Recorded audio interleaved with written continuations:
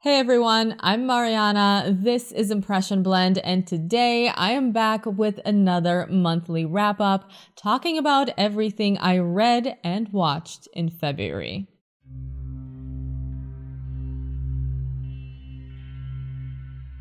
If you missed my January wrap-up, or if you're interested in my older wrap-ups, there are quite a few of those. I will leave a link to that playlist right here and in the info box below, but let's get started with what I read in February. So I ended up reading 4 books last month, which I'm very happy with.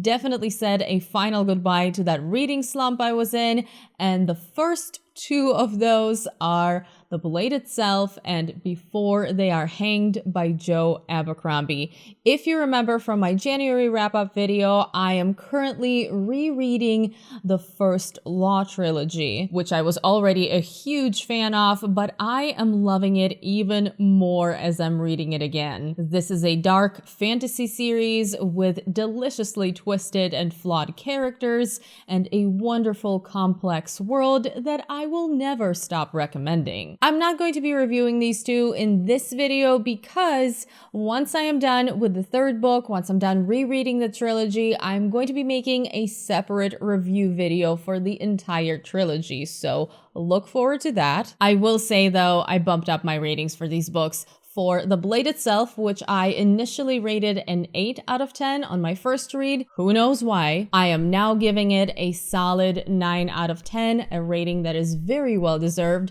And as for Before They Are Hanged, I also gave it an extra star, bumping up my rating from a 9 out of 10 to a 10 out of 10, and this is officially my first 10 out of 10 read of 2021. The last thing I'm going to say about the first Law books is that if you are considering the audiobook versions for them, you will not regret it. All of Abercrombie's first Law books, including the standalones that come after the trilogy and the second trilogy set in the same world, are narrated by Stephen Pacey, who is a fantastic narrator. He is so good at voices.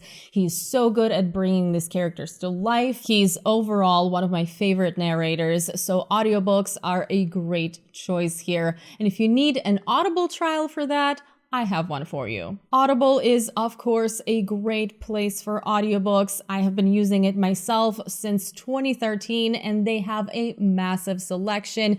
They have sales all the time. If you don't like a book, you can return it without any issues. I'm a big fan, and naturally, I do have all of Abercrombie's books in my Audible library, even though I have the physical copies as well. What can I say? I'm obsessed. If you would like to try it yourself while also helping out my channel, go to audibletrial.com/impression and you will get a 30-day free trial, including a free audiobook of your choice. I will leave a link for that in the info box below, of course. Next up, I read My Sister the Serial Killer by Oinkan Braithwaite.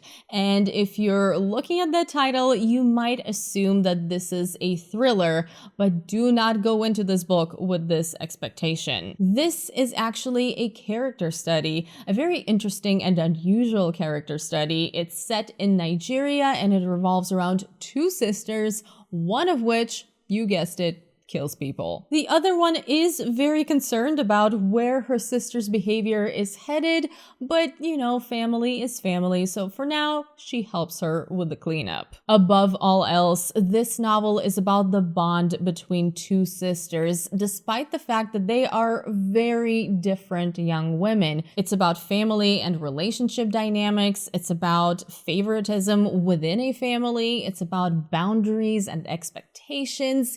It's about a lot of things, and this would have been a fantastic novel if it was at least 150 pages longer. By far, the biggest issue here is that this novel is just way too short.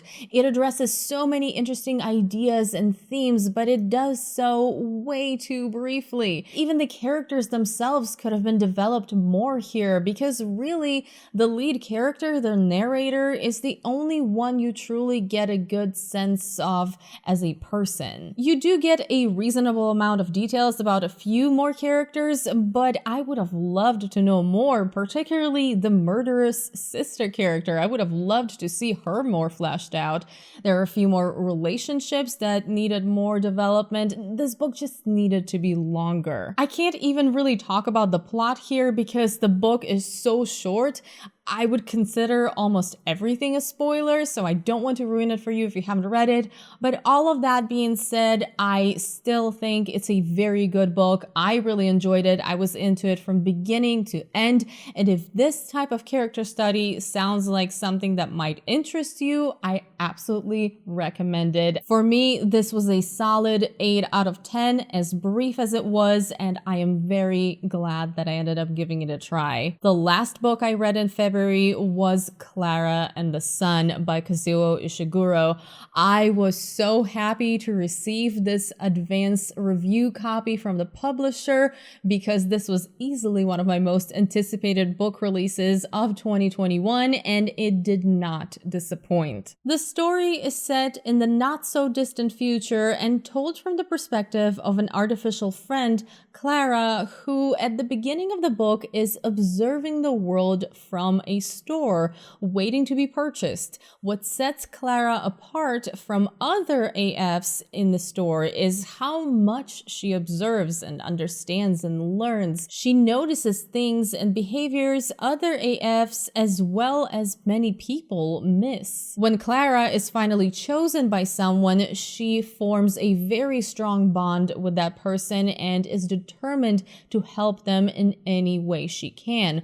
What Ishiguro explores here is humanity, empathy, and love. I mean, you know what kind of sci-fi I love. This was pretty much written for me. I adored Klara's perspective. The way she experiences the world feels so honest, open, and untainted. At some points, her actions and her thought process, her values feel more human than the way a lot of the actual humans around her act. The way she chooses to fight and look for hope when others have given up, which of course makes this book so heartbreaking to read at times. I've spoken about Ishiguro in the past, and it was so good to come back to his writing style. It has this nostalgic, melancholic quality to it that immediately pulls you in. The not so distant future world that he describes feels so real and so possible, even though the perspective is limited and he doesn't necessarily give you all of the details and all of the answers.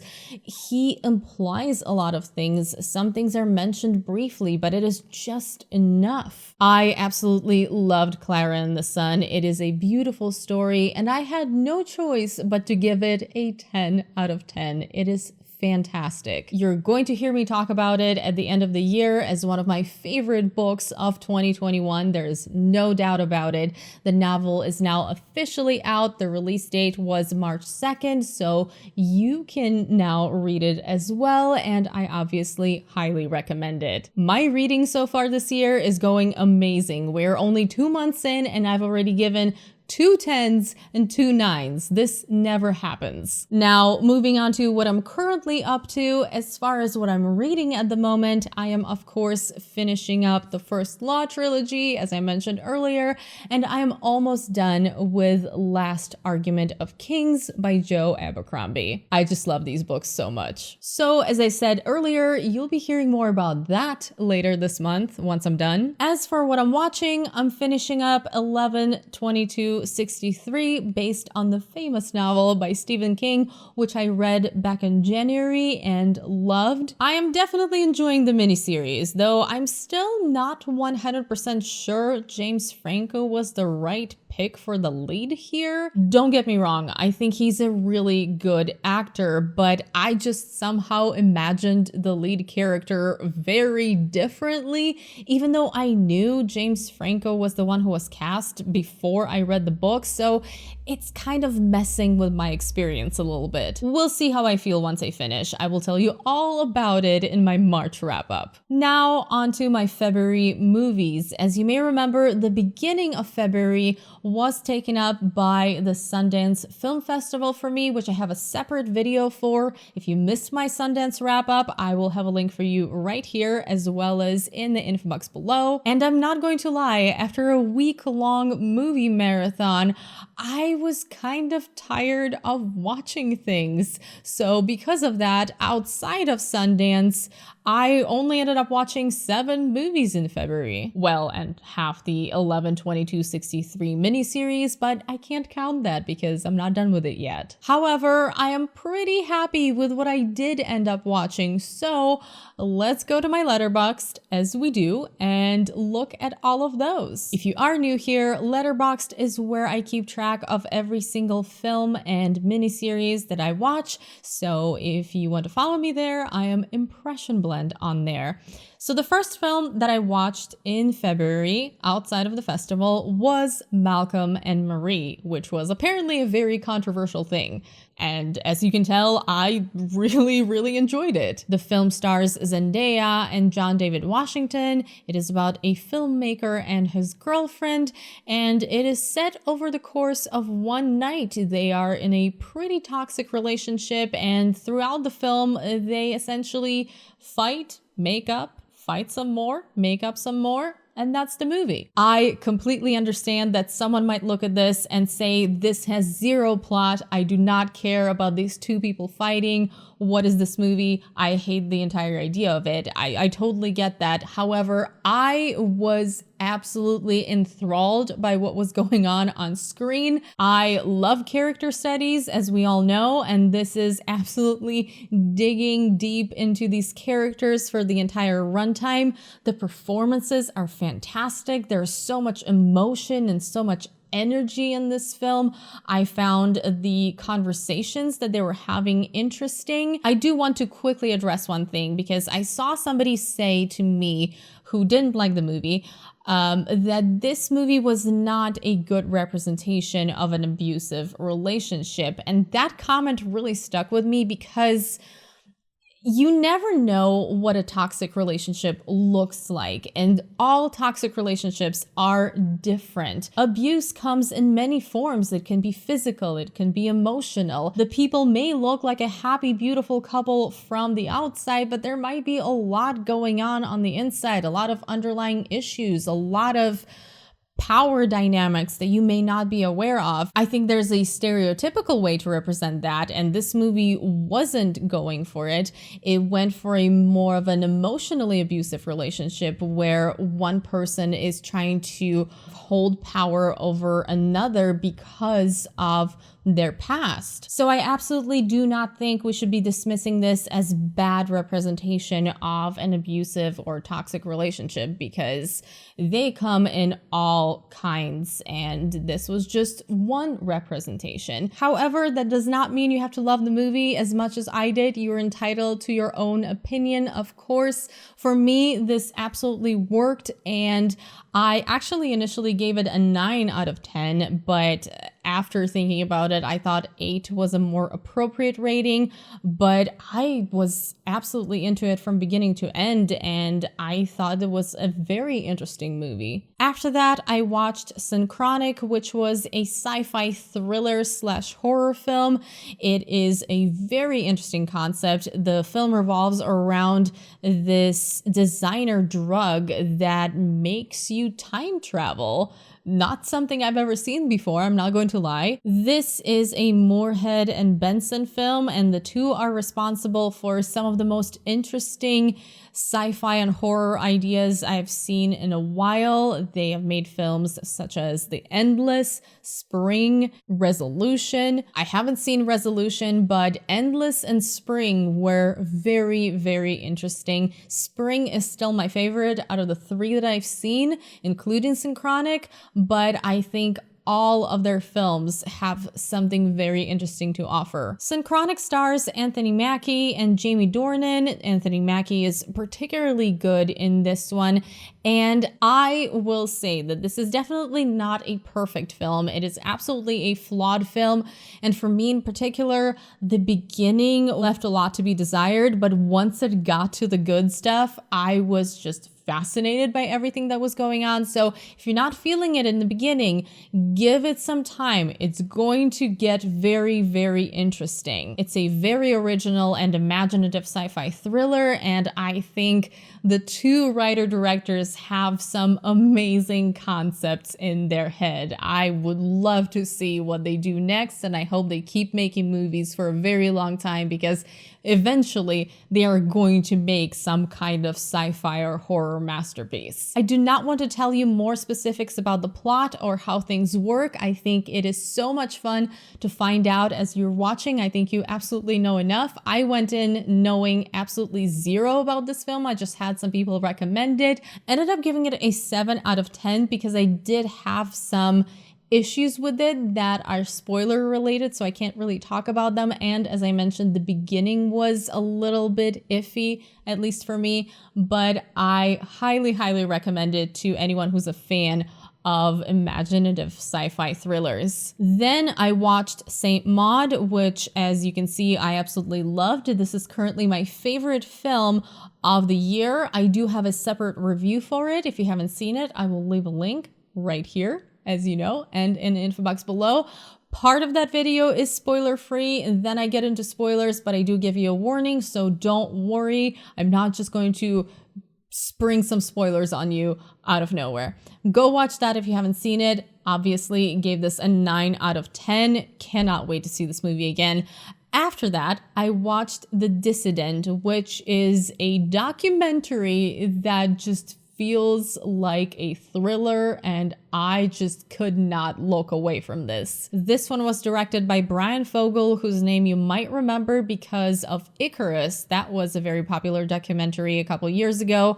To be honest, I was really surprised that The Dissident was not included in the Oscars shortlist for this year. I thought it was definitely a step up from Icarus. There are so many things that I appreciated more about the way it was made. Let me tell you about the story a little bit. This is about the Washington Post journalist Jamal Khashoggi, who disappeared after entering the Saudi Arabia's consulate in Istanbul.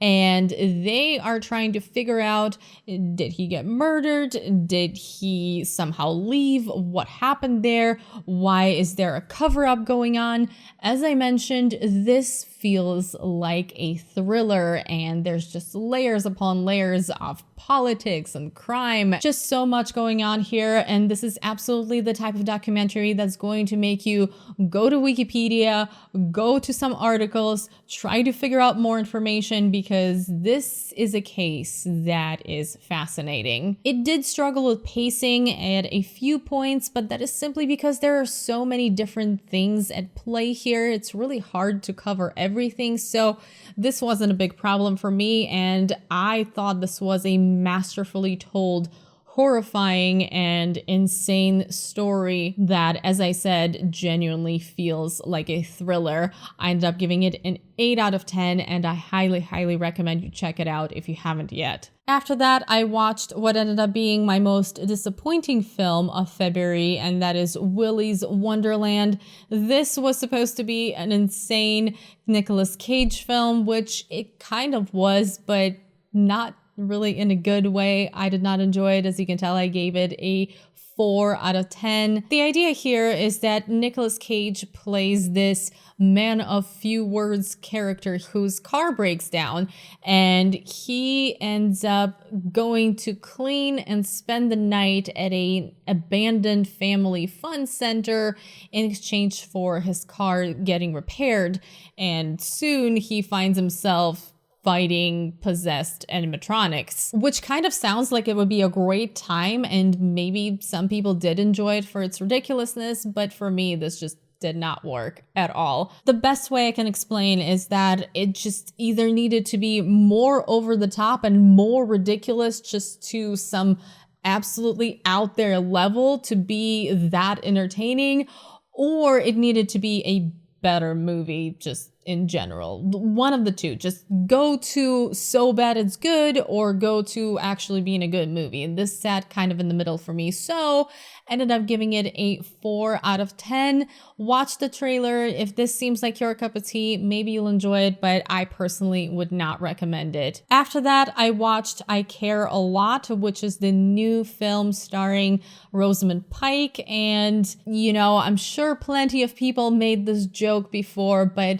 I did not care a lot about this movie. I'm sorry, I just couldn't resist with that title. In this film, Rosamund Pike plays a con woman who essentially scams old people out of their money, which is absolutely awful and despicable.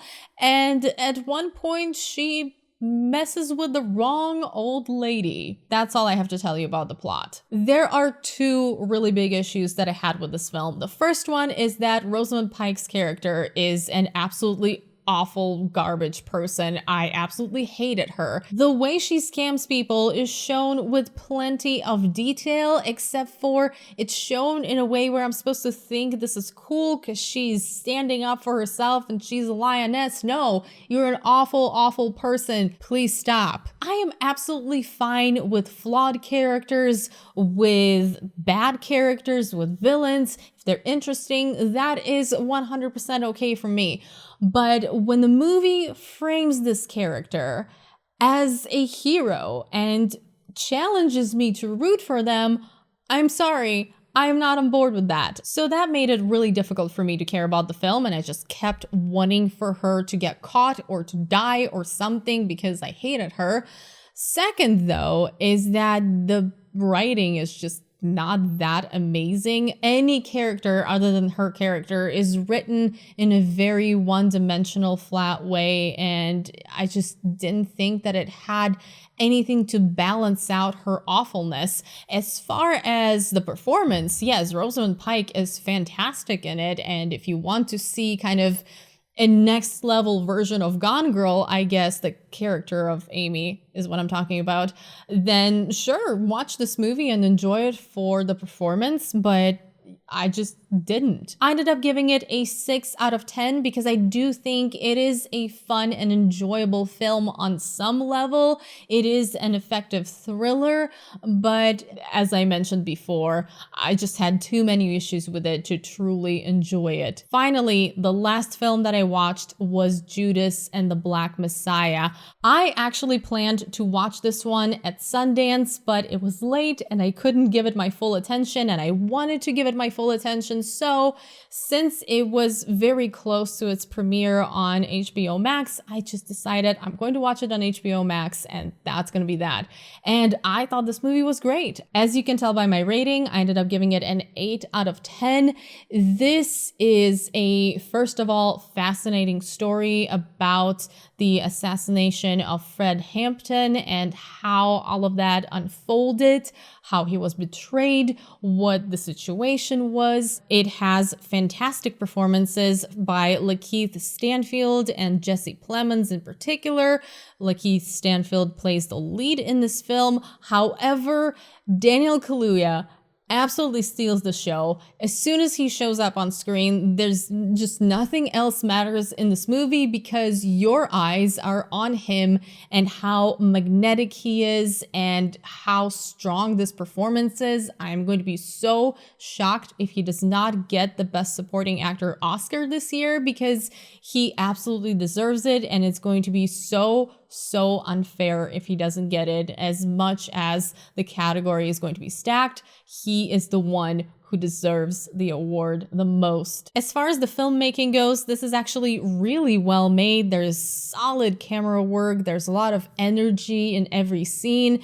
And I think overall the story is very important and very powerful. Once again, something that made me want to look into the historical details and what actually happened and look up about the context of this, because I wasn't very familiar with what happened here. There are a few points where the film loses steam a little bit, but overall it is great. I am actually still debating on the rating. I'm not sure if it's an 8 out of 10 or a 9 out of 10 for me. I am currently leaning towards a 9 out of 10, so I may end up changing it because this film is absolutely memorable and I highly recommend it to everyone. It is really good. So yeah, this is easily one of the best films of the year, and I think I've talked myself into a 9 out of 10, so I'm going to change that because it is that good. Highly recommend you watch it if you haven't yet. And that is it for everything I watched and read in February. I hope you guys enjoyed this video. Of course, let me know in the comments what you have been watching and reading. If you've seen or read the same things that I have, I would love to know your opinions on these books and films. Let's talk in the comments below. Thank you so much for watching. As always, a big thank you to all of my patrons, and extra special thank you to the patrons whose names are on the screen right now. As always, I appreciate every single one of you for getting to the end of this video. And if you did enjoy the video, which I hope you did, please don't forget to give it a thumbs up, share it, subscribe to my channel if you haven't already, turn on notifications, follow me on social media, all that good stuff. And I hope you're having a very good day. I will see you very soon in my next one. Bye.